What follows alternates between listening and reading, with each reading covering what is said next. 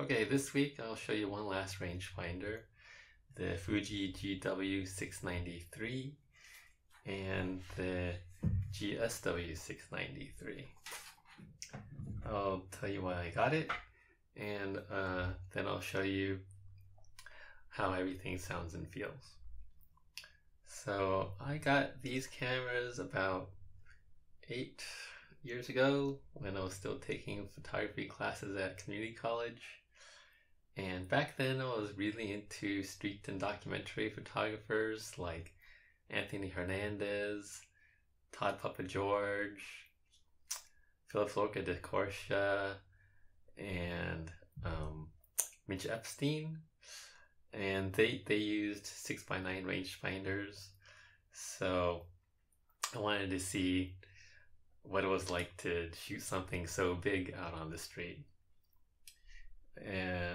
I first started out with the Fuji GW690BL, and then I tried the GW690II for a while, but those had mechanical issues, like the dark slide not opening and closing right, or the viewfinder being kind of old and dim.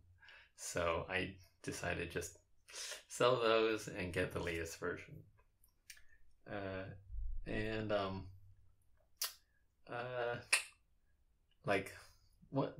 One of the main differences between this version and the earlier versions is that by the time this rolled around, 6x9 had sort of become a landscape format just because film had gotten better over the years. And the earlier versions, those were originally made to be sort of press cameras. So that's kind of an interesting thing about this series, how it transitioned from one type of camera to another type of camera. I'm always interested in how things are made. So there is something to be said about getting the same kind of camera as a certain photographer you're interested in. You just learn a lot about how they made their photos. So I would recommend that if there's a photographer you're really interested in, go try what kind of camera they used and then see what it's like. It sort of helps you understand part of what they were doing and how they did it. Alright, so as for the camera itself, the size and weight is pretty substantial. It's ridiculously large. People call it the Texas Leica just because it's so much larger than Leica. You can just see how much bigger it is in every single way. And if you compare it to something that's also medium format, like the GS645 from last week, you can see that it's still pretty damn big, and that this GS645 is really well suited for travel, but this isn't quite so good at that. And if you compare it to something more comparable, I guess, compared to something more comparable, like the Pentax 67, you can see that the GW690 is shorter just because it doesn't have the prism hump on top, and also it's a fair bit shorter than the Pentax because it doesn't have a mirror box. So rangefinders generally do have some size and weight advantages over SLRs, even when the format's really big. But of course, it's still a little bit longer because of the format. Overall, I would say the build quality is pretty rugged, even though it has plastic covers. it sort of has a hollow feeling just because of the plastic, but it's overall a really durable, rugged, solid feeling camera. Nothing's obviously flimsy or cheap about it, and it's still pretty heavy. Yeah, even though it could be heavier because the older metal bodies, they definitely kind of feel a little bit heavier, I think. The grip is pretty well designed. It's contoured nicely. If you put your fingers down at the bottom, your fingers wrap around it really nicely.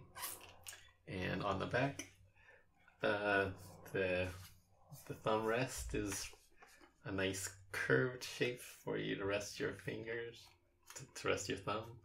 So overall, it's a nice and ergonomic camera. They also have this little raised edge here, so you can hold it with two hands while you have it to your eye. So it's really nice. Next, the shutter buttons are kind of cool because it has this one on the front for when you're shooting in vertical orientation, and the shutter lock on it, it's on. The lock is on when you can see the L and you can't take any photos, but when it's covering the L, then you can take a photo. The one thing about the Fuji rangefinders is that you can't trip the shutter unless the back is open or there's film in it, because there's a shot counter on the bottom. So once you open it up or whatever, then you can take a photo. So I'll show you what the shutter sounds now, like what the shutter sounds like now. But one second, gotta advance the film again. Okay, here we go. It's pretty loud, and it has that ping at the end.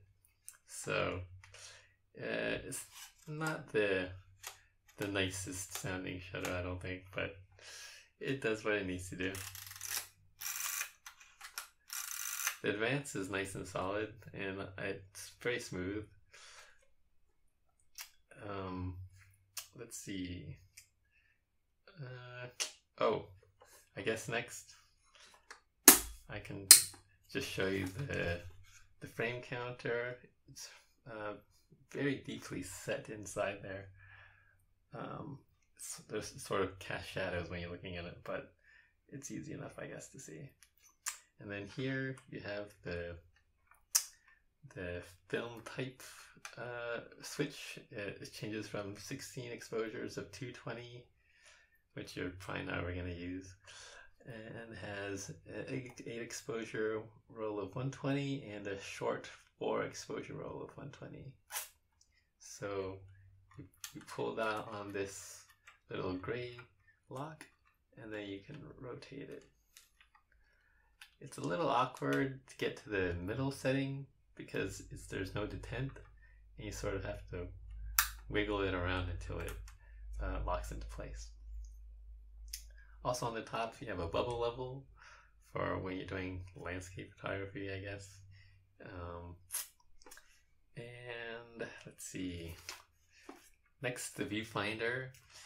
It's basically the same brightness and contrast as the GS645.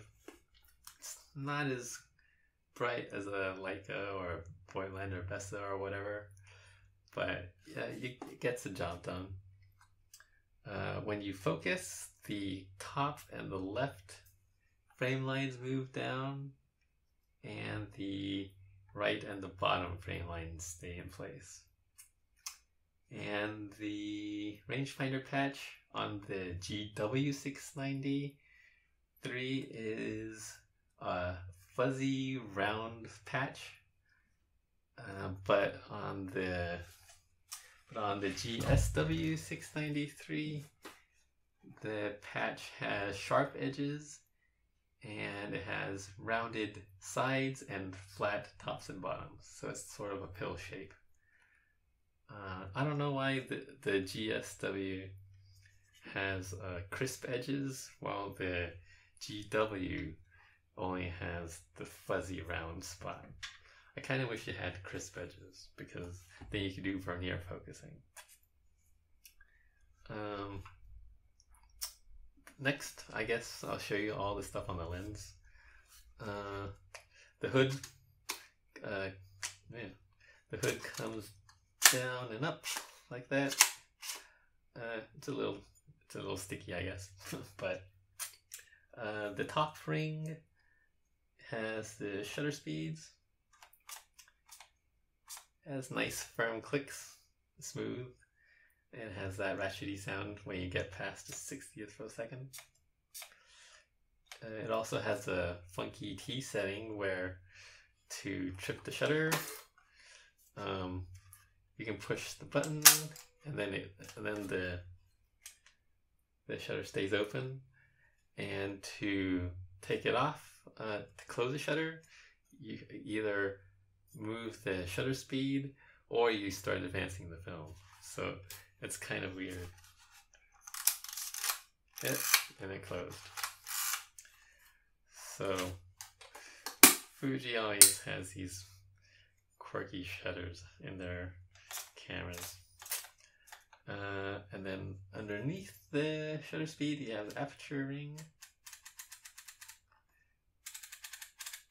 It's very nice and crisp, and the detents are pretty firm. It has a bit of a resistance when you turn the ring. And it also has these little bumps on both sides of the ring, so you can hold on to it. It's a little hard to get through these cutout windows if you're wearing thick gloves, so keep that in mind if you work out in the cold a lot.